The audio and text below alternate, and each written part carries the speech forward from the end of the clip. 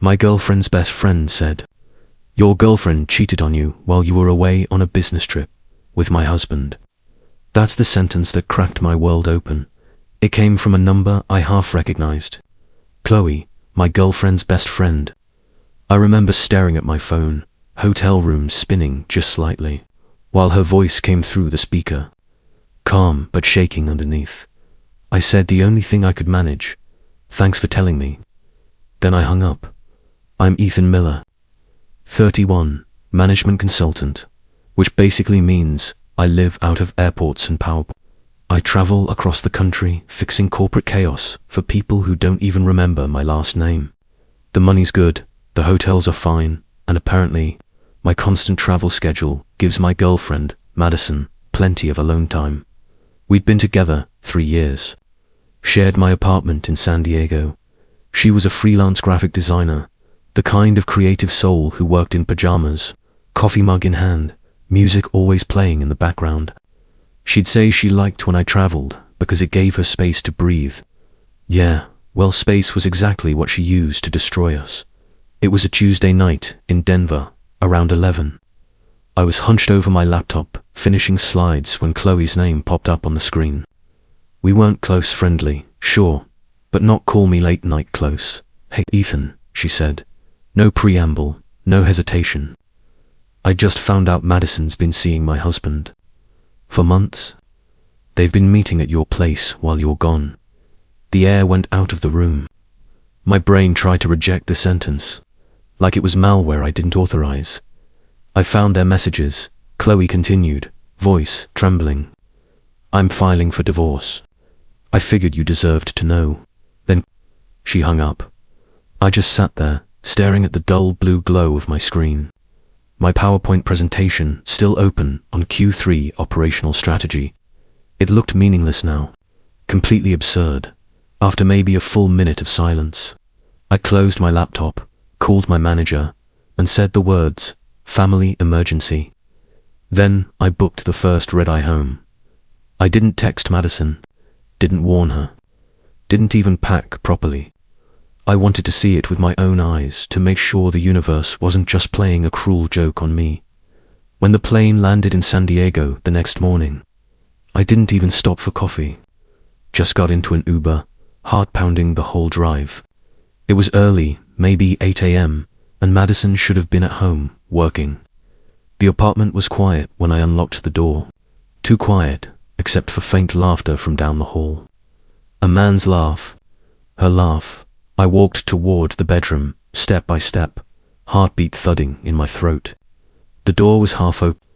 Sunlight slanted across the sheets, and there they were, Madison and Ryan, Qley's husband. In my bed, my California king, the one I'd worked overtime to buy. Ryan's face froze first. That instant where his brain caught up to his eyes.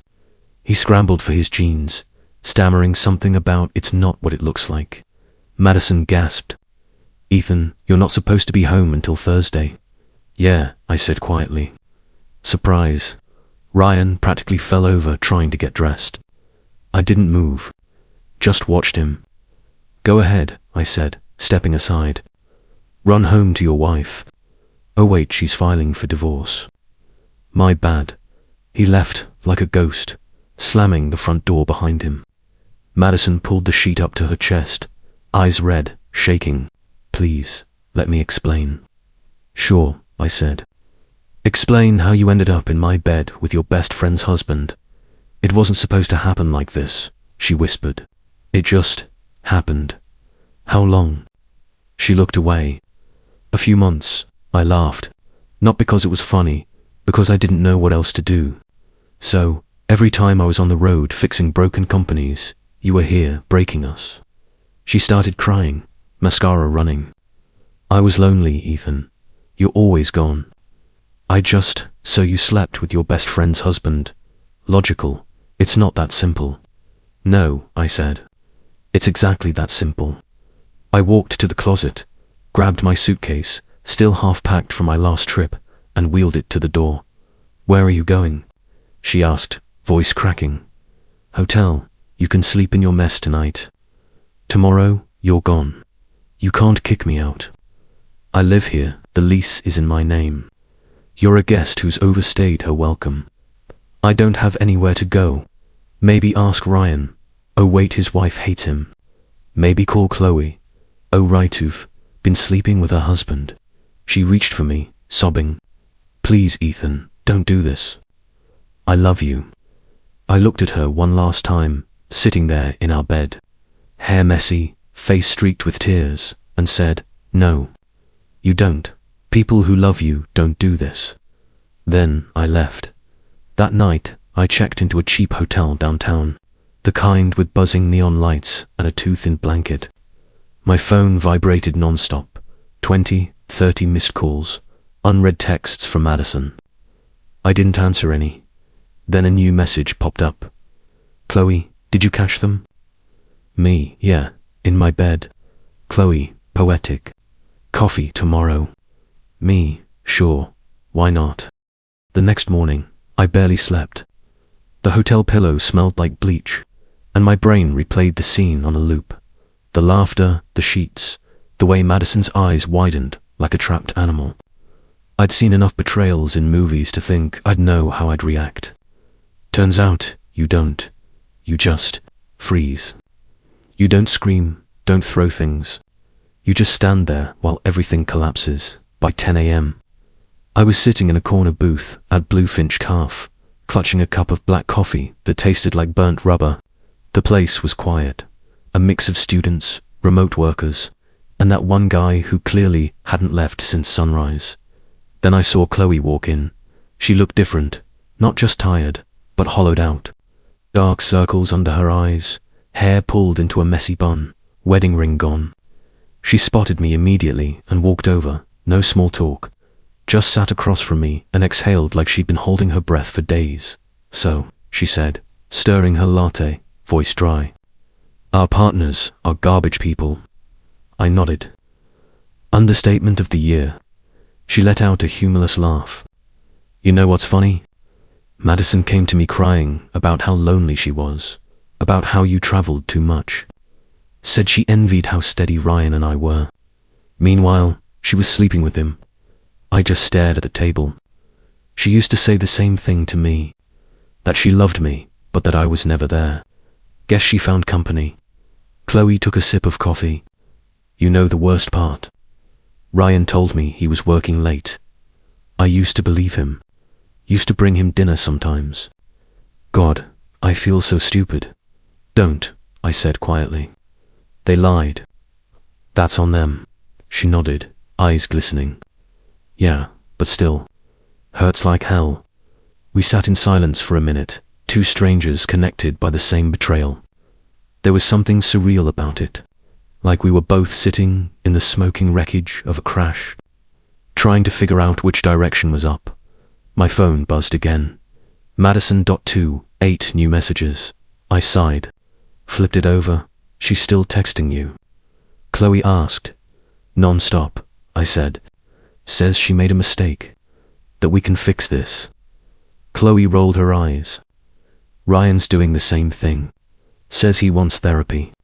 Wants to fight for us. I told him he should have fought before unzipping his pants.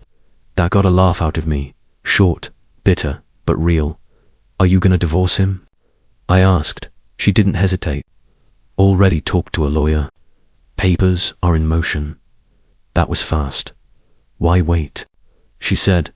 He made his choice. I'm just making mine. My phone rang again. Same name flashing, Madison. I sighed and answered, putting it on speaker. What?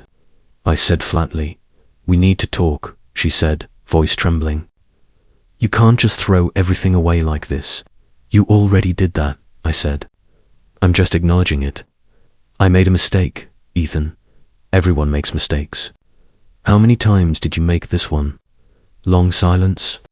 Then, every time you left town. I stared at the table. So basically, every trip. It wasn't like that, she said quickly. He said his marriage was failing. That he needed someone who understood him, across from me. Qley's eyes darkened, cold, sharp, dangerous. So it's his fault now.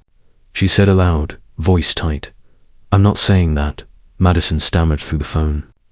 It's complicated. No, I said quietly. It's not. You cheated, repeatedly. We're done. Pack your stuff. I have nowhere to go, she whispered. You can't just abandon me. Watch me. Then I hung up. Qley sat there, staring at her cup, her jaw tight. She just said he pursued her. Funny, because Ryan told me she came onto him. Said she was flirty and he was weak. Sounds like they're both rewriting the story, I said. They're both lying, Qley replied, eyes gleaming with anger. To us, to each other, probably to themselves. She leaned back, folding her arms. You know what I want. What? To confront them, together. Let them trip over their own lies. I hesitated. You think that'll fix anything? No, she said, smirking slightly. But I want to watch them try. I couldn't help it. I smiled. For the first time in days, something inside me felt alive again. All right, I said. Let's do it. That night, the plan came together like a bad movie. Madison thought she was meeting me to talk things out. Ryan thought he was meeting Qley to work on closure. Neither knew the other would be there. By 7 p.m., my apartment was clean for the first time since I'd walked out. I'd burned every candle I could find, partly to kill the smell of heartbreak. Partly because I needed something calm before the storm. Madison arrived first. Knocked softly, eyes red, hands trembling. Ethan, thank you for agreeing to. She froze the second she saw Qley sitting on my couch. What?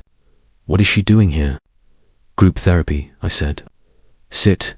I'm not staying if she's sit down or get out. She sat as far away from Qley as the couch would allow.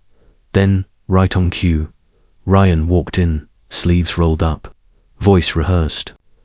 Look, Qley, I know you're upset, but we can. He stopped dead. His eyes landed on me. Then Madison. Then Qley. What is this? He asked. An intervention, Qley said calmly. Sit. He sat next to Madison. They didn't look at each other. I leaned forward. You two have been lying to both of us, but the funny thing is, you've also been lying to each other. Madison frowned. What are you talking about? He told Qley that you came onto him, I said. That you were flirty and persistent. Her jaw dropped. That's complete bullshit. He said his marriage was over, that he was leaving her. Ryan shot up. I never said that. Yes, you did. She snapped. You said you were falling for me. Qley's voice sliced through the tension like glass. You told her you were leaving me. I didn't. Ryan shouted. She's lying. She pursued me. Liar. Madison stood too. You're the one who started it, who couldn't stop talking about me. Ryan barked a laugh. Lady, I was just having fun. You're delusional if you thought it meant something. Madison's face went pale. You said you loved me. He shrugged. I said what you wanted to hear. The silence that followed was heavy, like the room itself held its breath. Qley stood slowly. You know what, Ryan? You're right about one thing. Actions have consequences. The prenup has an adultery clause. You get nothing. Ryan's face went blank. You're bluffing. Try me, she said, grabbing her bag. Enjoy your new life. Then she walked out, calm, sharp, devastating. Ryan ran after her, yelling, Qley, wait. The door slammed behind him. Madison was left standing there, trembling. Tears streaked her cheeks. Ethan, did you hear what he said? He used me. Yeah, I said quietly. Rough. Anyway, you've got until the weekend to move out. She blinked. You're still kicking me out. After what he just said. He used you to cheat on his wife, I said. You used him to cheat on me. You're both trash. Why would I care? She sobbed. But I was manipulated. You made choices, I said, walking to the door. Multiple choices. Now you live with them, please, Ethan. I didn't answer. I just opened the door and waited until she left, crying so hard she could barely see. When the door closed, I felt something inside me click back into place. It wasn't peace, not yet, but it was the start. The knock came early, too early for someone who'd already taken everything from me. 3 soft taps, familiar, hesitant. I didn't need to check the peephole to know who it was. Ethan. Her voice came through the door, small and cracked. Please, just 5 minutes. I almost didn't open it, but curiosity, or maybe old habit, -1. Madison stood there in a grey hoodie, eyes swollen, a cup of coffee trembling in her hand. She looked nothing like the girl who used to wait for me at the airport, grinning under arrival lights. This version of her looked haunted. 5 minutes, I said flatly. She nodded and stepped in. The air between us was cold, like 2 ghosts walking through the same room. She placed the coffee on the table. Your favorite, she murmured, flat white. No sugar, I didn't touch it. Say what you came to say. She took a breath that sounded like a surrender. I'm not here to ask for forgiveness. I know that's gone. I need you to know I never wanted to hurt you. I laughed quietly. You didn't want to. You just didn't care enough not to. Her eyes watered. You were gone all the time, Ethan. I felt like a placeholder in your life, and I was killing myself to build that life. I shot back. You think those flights, those endless nights on hotel beds, were for fun? I was trying to give us something stable. I didn't need money, she whispered. I needed you. That silence that followed, it wasn't anger anymore. It was exhaustion, the kind that comes when you realize love can drown just as easily as it burns. I know, I said finally, and I needed someone who wouldn't give up the second things got hard. She looked at me for a long moment, the kind of look people give before the goodbye they know will stick. I loved you, she said. No. I corrected softly. You loved what it felt like to be loved by me. Her lips parted like she wanted to argue, but nothing came out.